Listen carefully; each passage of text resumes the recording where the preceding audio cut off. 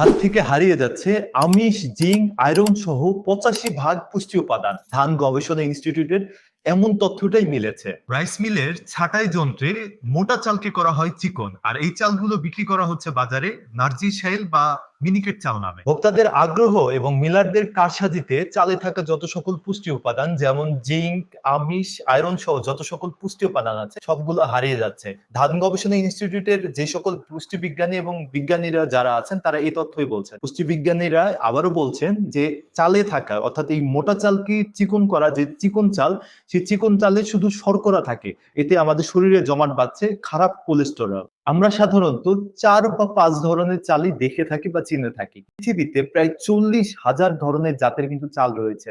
আর এই চালগুলোই সাধারণত cutting, polishing করে যে চিকন করা হয়, এই চিকন চালে শুধু ক্যালোরি এবং কার্বোহাইড্রেট পরিমাণই বেশি থাকে এবং অন্যান্য পুষ্টি উপাদান অনেক কম থাকে। এর ফলে হচ্ছে কি, ডায়াবেটিস এবং ওজন বাড়ানোর মতো বড় বড় রোগেরও কারণগুলো কিন্তু এই চিকন চালগুলো থেকে হয়ে থাকে। এই জন্য ডক্টররা সাধারণত হোল গ্রেন চাল খেতে সবাইকে সাজেস্ট করেন। আসলে হোল গ্রেন চালটা আসলে কি হয়ে থাকে, আমাদের সামনে যে চালটা দেখতে পাচ্ছেন, এই যে চালটা, এই সাদা চাল বলেন বা লাল চাল বলেন, এই চালটার পরিপূর্ণ অংশ এখানে যেমনটা দেখা যাচ্ছে, কিন্তু বাজারে যে চালগুলো আমরা কিনতে যাই, দেখবেন যে এই চালগুলোর চেয়ে আরো বেশি চিকন থাকে, আরো বেশি চকচকে থাকে। চিকন এবং চকচকে হয় কিভাবে?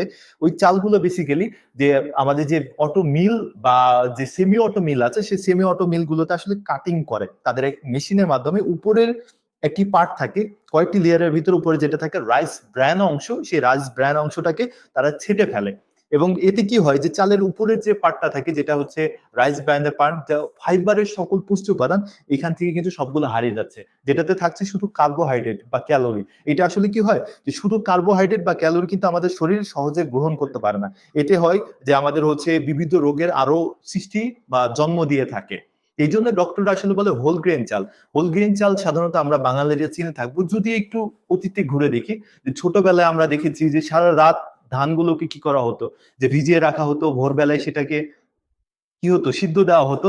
এর পরবর্তীতে হতো যে যে আমাদের বাড়ির উঠান থাকে, সে উঠানে আসলে সেগুলো শুকানো হতো এবং পরবর্তীতে হাস্কিং মিল, যে হাস্কিং মিল গুলো আছে গ্রামে এখনো খুব একটা সচরাচর দেখা যায়, যে হাস্কিং মিলে ভাঙানো হলে হয় কি, যে চালের যে উপরের পার্টের লেয়ারটা থাকে, সেটা কাটিং বা পলিশিং এর কোনো সুযোগ থাকে না। সেক্ষেত্রে থাকে যে চালের যত সকল লেয়ার তো বজায় থাকে এবং সকল পুষ্টিগুণও কিন্তু এই হোল গ্রেন চালে বজায় থাকে। এই জন্য ডক্টররা সাধারণত বলে আমাদের হোল গ্রেন চাল খেতে।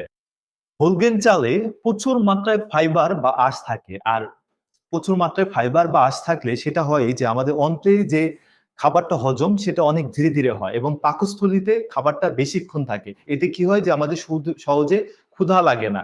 এবং এই হোল গ্রেন চালে যে এটা গ্লাইসেমিক ইনডেক্স এর মাত্রাটা অনেকটা কম থাকে।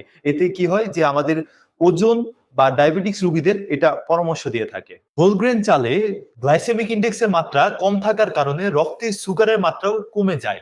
এর ফলে ডক্টররা সাধারণত যাদের হৃদরোগ এবং ডায়াবেটিক্স এর সমস্যা আছে, তাদেরকে খাওয়ার জন্য সুপারিশ করে থাকে এই হোল গ্রেন চাল। হোল গ্রেন চাল খাওয়ার ফলে রক্তে ব্লক হওয়ার ঝুঁকি কমায়, হৃদরোগের ঝুঁকি কমায়, পাশাপাশি রক্তে যে সুগারের মাত্রাটা এটাও কমিয়ে থাকে।